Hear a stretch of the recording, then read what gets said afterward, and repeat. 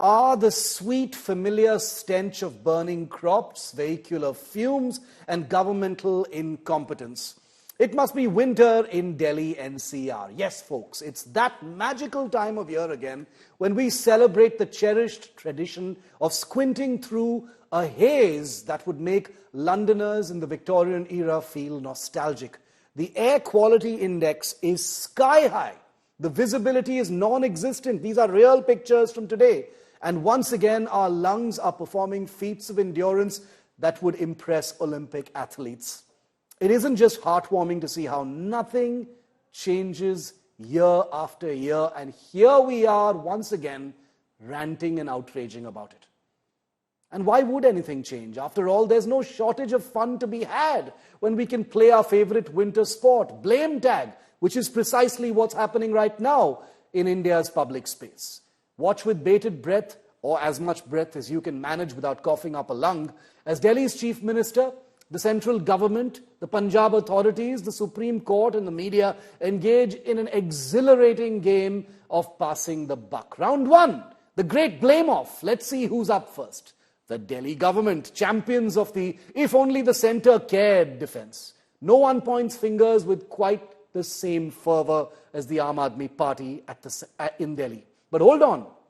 The central government swiftly counters, blaming local mismanagement and half-hearted execution of pollution control measures. Are they saying that they've got no power to actually enforce this? Don't look at us, they say. We have bigger things to ignore.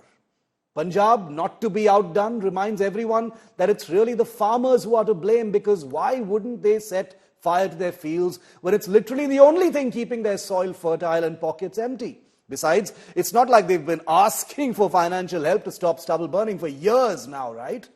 And of course, the Supreme Court steps in with stern warnings and grand orders that everyone knows will be ignored faster than you can say PM 2.5.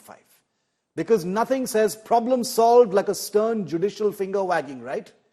Now let's go to round two, the media frenzy. Oh, and who could forget the media, including people like me? Never wants to miss an opportunity to turn a crisis into a circus. They're here to breathlessly, ironic considering the smog, report on pollution levels. And I'm turning the mirror inwards here without any sense of irony. Complete with sensational headlines like Delhi turns into a gas chamber, which, let's be honest, is basically the same headline that all of us in the media used last year. So nothing's changed. And the year before that. And the year before that. Anchors like me will yell, the debates rage on, we'll bring in the experts. Social media will erupt with hashtags like right to breathe and end pollution now, because nothing screams effective change like a good old Twitter hashtag. Round three, the ultimate solution. And just when you think things couldn't get any better comes the piece de resistance. The emergency pollution control measures, GRAP4 and other fancy sounding things. Because what's more proactive than doing absolutely nothing all year and then frantically shutting down construction sites, diverting traffic, telling kids to stay at home and telling people to just stay indoors once the air becomes visibly a dirty, jaundiced yellow. Brilliant strategy. It's like waiting for your house to catch fire before buying a fire extinguisher.